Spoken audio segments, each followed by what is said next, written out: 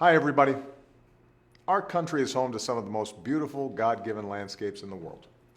We're blessed with natural treasures, from the Grand Tetons to the Grand Canyon, from lush forests and vast deserts to lakes and rivers teeming with wildlife.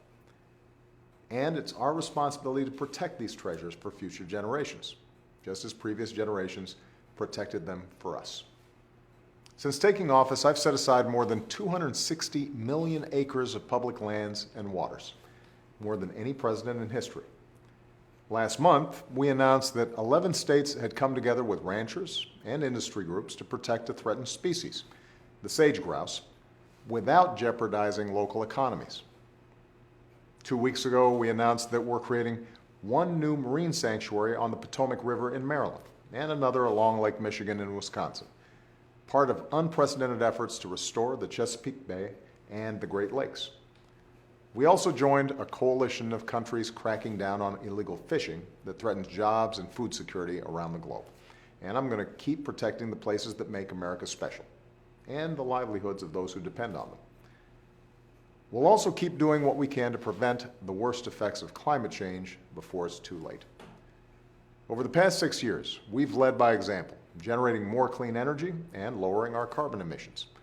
Our businesses have stepped up in a big way, including just this past week.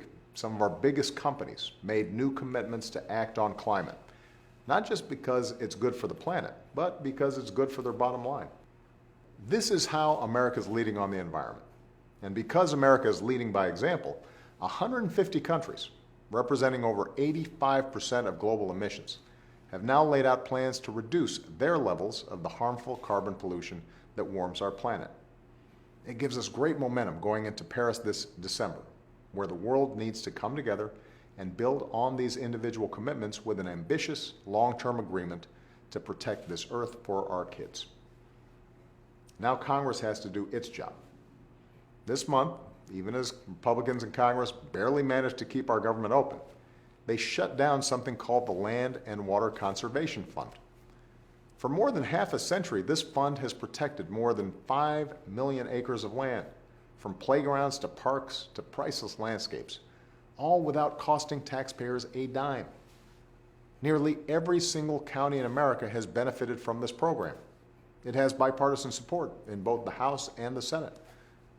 Republicans in Congress should reauthorize and fully fund the Land and Water Conservation Fund without delay. After all, as Pope Francis reminds us so eloquently, this planet is a gift from God and our common home. We should leave it to our kids in better shape than we found it. Thanks, and have a great weekend.